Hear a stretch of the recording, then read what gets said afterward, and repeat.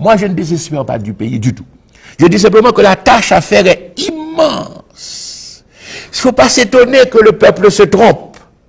Des individus se trompent. Le peuple peut se tromper. Le drame, c'est que quand le peuple se trompe, c'est tout le pays qui en pâtit. Ce sont des souffrances collectives énormes. Ce sont des erreurs qu'il est difficile de réparer. Évidemment, mais les gens disent, bon, nous t'es quoi? Nous t'es sincèrement derrière lui, ça te dit nous t'es ouais, c'est ça, et puis il trompé nous. Bon, eh bien le peuple s'est trompé. Alors moi, ce que je dis à l'heure actuelle, je dis, ok, on est déçus, je comprends ceux qui sont déçus. Parce qu'ils avaient placé sincèrement leurs espérances et leurs rêves. Bon, allons au-delà de la déception. Car Haïti ne s'arrête pas à une déception. Haïti ne s'arrête pas à un homme. Haïti existe. Les problèmes existent. Il nous faut continuer à lutter pour changer ce pays, à sauver ce pays. Donc, maintenant, fini la plainte sur la déception, c'est déjà du passé. Passé récent, mais c'est déjà du passé. Regardons l'avenir. Ça n'a fait ensemble à pays à Kounia.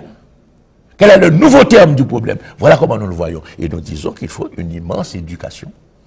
Une immense éducation du pays. C'est clair. Pour ne pas recommencer à tromper facilement, comme ça, j'ai été trompé, une immense éducation. Et cette éducation, nous pensons qu'elle peut se faire en utilisant les moyens modernes rapidement. Je ne pense pas qu'il faille 50 ans, ni même 20 ans, comme je le disais autrefois. Avec les moyens modernes. Récemment, on m'a posé la question. L'éducation nationale, comment vous le voyez? Je dis, écoutez, je vois l'éducation nationale comme on voit l'éducation nationale partout, il faut moderniser, etc. Nombre de classes, de professeurs. Cependant, je ne crois pas que ce soit ça la solution véritable. Tout en faisant cela, disons-nous ceci, il y a des moyens que depuis Gutenberg, nous utilisons l'imprimerie, l'école, le livre, la salle de classe, le professeur. Continuons, mais cependant, à l'heure actuelle, il y a autre chose. Ah, mais bien sûr. Et voici mon idée. Voici mon idée que j'exprime depuis quelque temps. Je m'excuse de prendre quelques minutes en plus de la réponse, mais je crois que c'est fondamental. C'est fondamental. Les pays développés, la France, les États-Unis, l'Angleterre, l'Allemagne, au moment où ils se développaient, qu'est-ce qui est arrivé?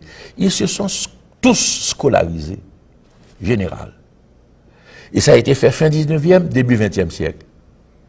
Si bien que la radio naît, réalité du XXe siècle. La télévision naît après la Seconde Guerre mondiale. Quand la radio et la télévision arrivent, elles arrivent dans un pays qui est déjà scolarisé. Tout le monde sait lire et écrire.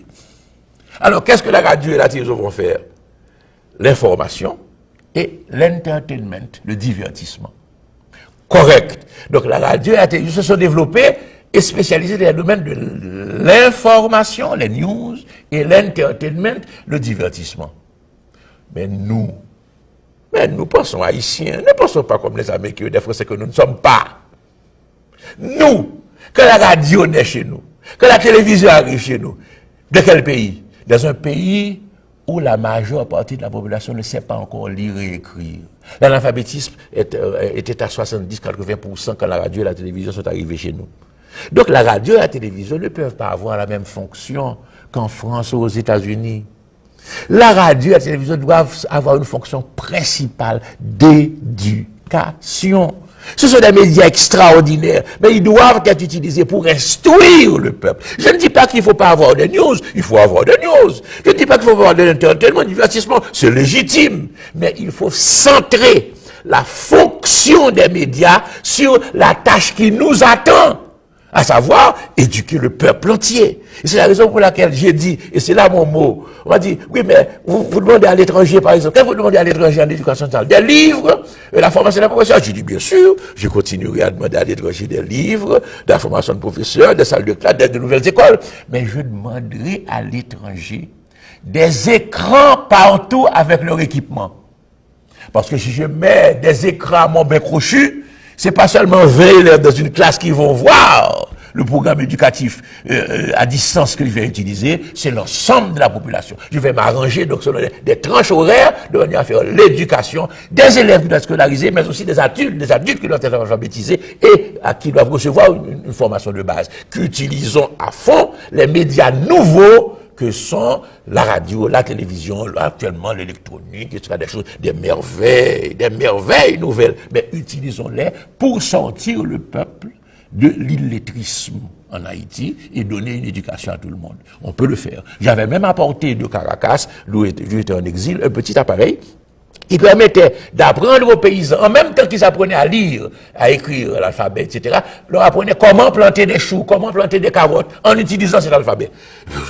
Je l'avais apporté en disant, voilà ce que nous avons fait, nous allons faire en Haïti. La méthode à couder, on ne nous a pas permis de le faire. On ne nous a pas donné le temps de le faire, parce qu'en Haïti, qui s'occupe des problèmes sérieux, on s'empresse de les combattre, on s'empresse de les dénigrer au lieu de les aider, de contribuer à faire avancer les choses. Mais c'est ça, l'orientation de la politique haïtienne. Il nous faut nous mettre sérieusement à résoudre les problèmes sérieux, et ils sont graves, du peuple haïtien, c'est-à-dire du plus grand nombre.